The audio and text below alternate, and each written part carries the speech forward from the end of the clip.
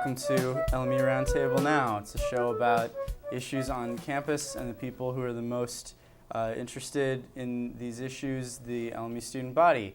My name is Brandon McNeil. I'm a third-year sociology major. And first of all, I'd like to thank everybody for all of their questions and comments about the show. Please keep them in. And you might already have a question about the show, which is what happened to the tree that's usually in the set. And actually, something happened to the tree. We don't know what, but we can't find it. And we don't take this kind of matter lightly here on the show, so we'd really like the tree back. So if you have our tree, or if you have any questions or comments, you can email us at lmuroundtablenow@gmail.com. All right, well, let's get on with the show. Today's show is about health and fitness. So as always, we turn to our panel of experts.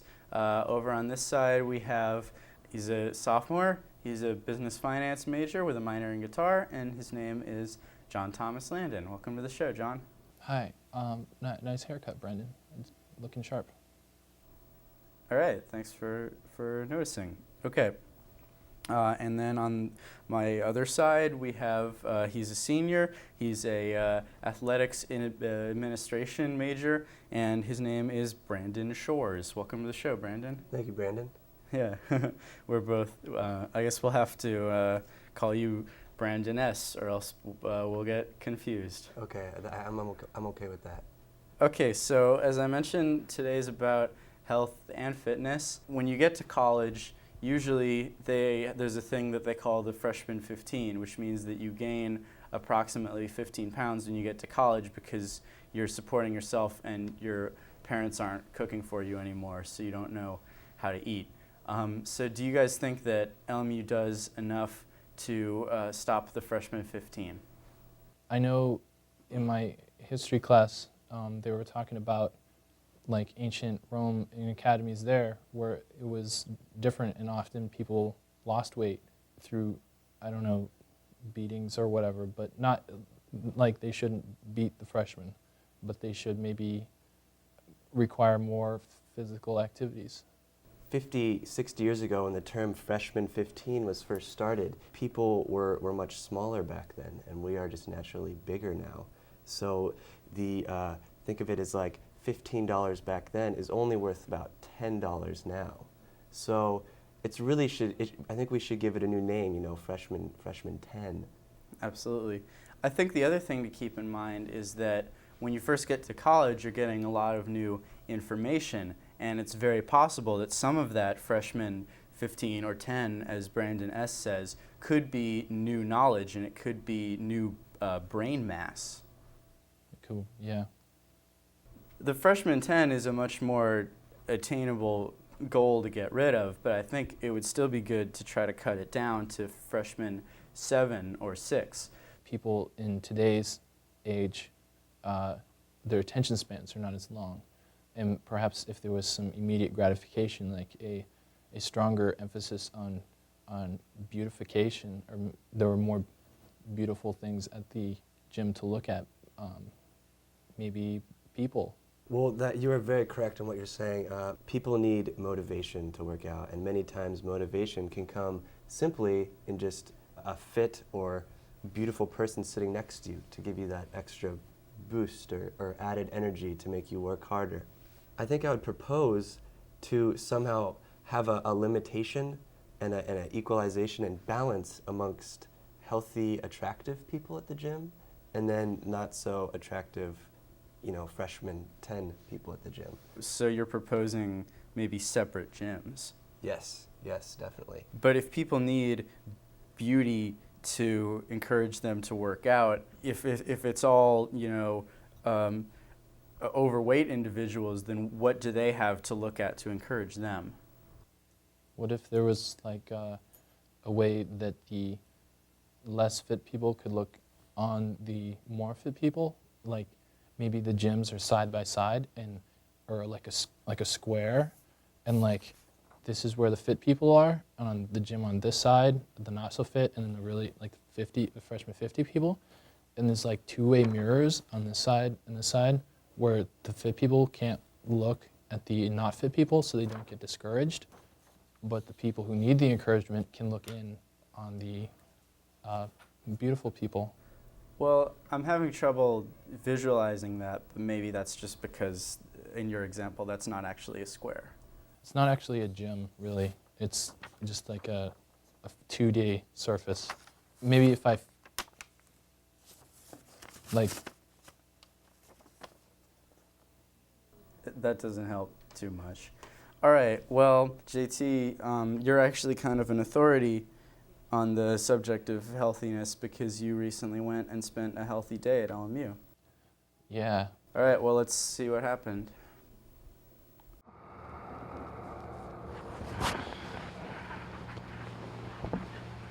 Good morning. I'm John Thomas Landon, and today I'm going to spend the whole day being healthy on campus. So let's go find out how it goes.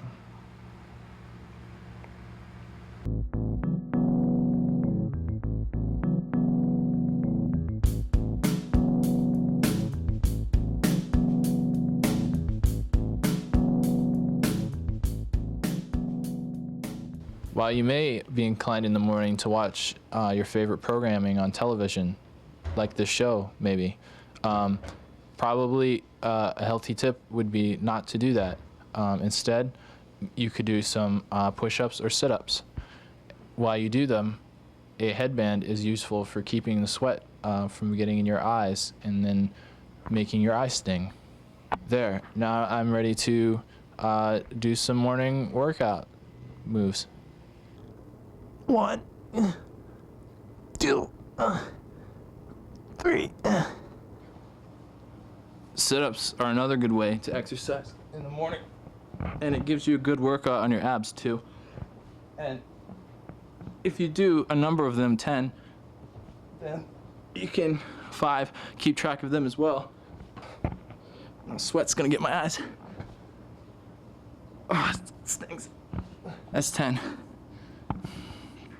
So what do you do on campus to stay healthy? Like, do you go to the gym? Well, I live off campus now, and I used to go to the gym the other 3 years, but I'm working on my thesis film, so I don't really have time. But I ride my bike to school, so that's good, yeah. healthy. So when you're walking across campus, you might encounter certain musical events happening. It can give you a good swing in your step. If you see how I'm walking here, I'm sort of walking to the pace and the beat, and it gives a nice little exercise to the arm especially, or the upper torso even. When you walk like this, you can just sort of walk around campus. I usually go swimming in the pool every morning. Do you use the equipment, the weightlifting equipment? Yeah, I like to work on like my calves. One of the really neat things about gyms is that they can serve a dual purpose. Today, you can vote for a gubernatorial candidate and at the same time work your triceps and biceps. So really, you can work many muscles, your political and physical muscles, in the same place. I'm in the gym, and in this area, they have a lot of really intense weights, and I'm going to check them out.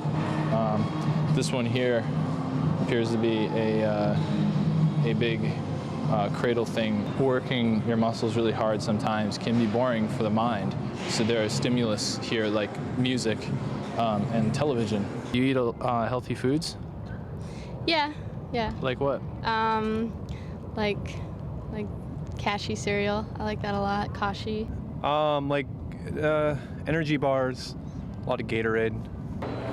Yum, time to eat after a difficult workout. So what I've collected here are 2 different items that you might encounter in the lair. The first is a recognizable favorite, the pizza. Here is a chicken Caesar wrap. Both are similar in price, but not equal in nutritional value. To wash it all down, I have a Gatorade thirst quencher.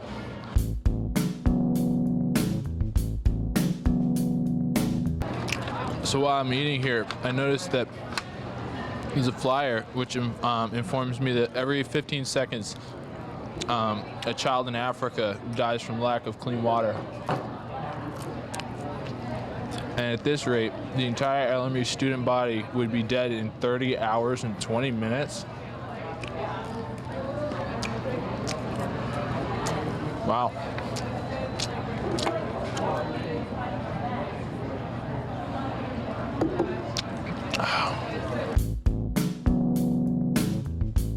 It's time to go to bed now.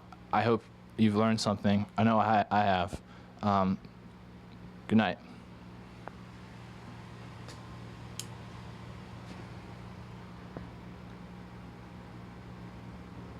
All right, well, you really showed how, even though people say that we in the media promote sort of an unhealthy standard of beauty, that actually the media can be really integral in promoting healthiness and fitness. In the past, the media has been really like eating a lot of hamburgers or being unhealthy, but it's sort of a new trend in a lot of different media to promote healthiness. And I'm thinking now, for an example, Super Size Me actually is something that comes to mind that works on the same sort of vein. That's somebody who ate a lot of unhealthy food, and it might have been to prove that it's bad for you, but in the process of eating all of it, he became sort of a big celebrity and with a lot more money now. So isn't he essentially promoting unhealthy eating? It's kind of like, fat people are funny sometimes. I think they make me laugh. There's could be benefits at times from gaining those extra pounds. But if we just laugh at the people who are overweight and it's just like, ha ha, you're the clown, with people like Chris Farley and Louis Anderson, then I think it's really making light of a really heavy subject. But I don't know, did Chris Farley died of drugs, right? Not weight? Is that true? Yeah. So maybe it is all right to laugh at fat people if they, are drug addicts. All right. Well, even if you try all the time to be healthy and health conscious, there's some certain factors that we can't control, and that's diseases. There's a lot of diseases out there, and anybody can get one.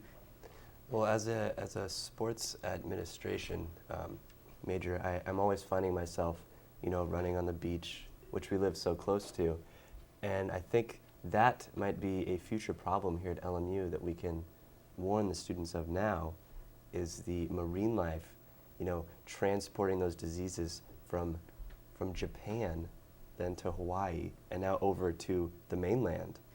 Exactly, and a lot of times you'll see when there's a whale that's surfaced onto the beach, and a lot of people go around it, and they're like, oh no, there's a beached whale. But what they really should be thinking is that I should protect myself because it's got to be beached for a reason. It probably got sick. And something of that mass can biodegrade, and then the disease can get right in the water table and seep up to LMU. And vice versa, in the movie Free Willy, he spends a lot of time with humans, and then they set him free so he can go back to the ocean. But when he gets back there, his fin is bent over from being in captivity. Right, and when you think about it, he might have gotten some diseases from the humans, and then he could take those to the other whales, and then they could get sick and then come back and wash to the shore and get us sick again, and then it's just kind of an endless cycle. I mean, I know it's just a movie, but just to be the devil's advocate, I think it's important to think about it. They only made 3 movies, right? Maybe he died from whale disease. Maybe. I hope so. Or Free Willy died from human disease. Another thing to think about with the whales, which can be even a larger problem in the future, you can actually stick nuclear weapons down the breathing hole of the whale, and then the whales beach themselves, and then the terrorists detonate the bombs, and just destroying the entire coastal community. So that's something we should, maybe we could build like a long fence underwater off the coast to keep the whales from beaching and blowing us up. All right, that's okay. So we should. I guess that's about all the time we have. So if you want to know what's going on the campus, then pull up a seat at the table. Bye, everybody.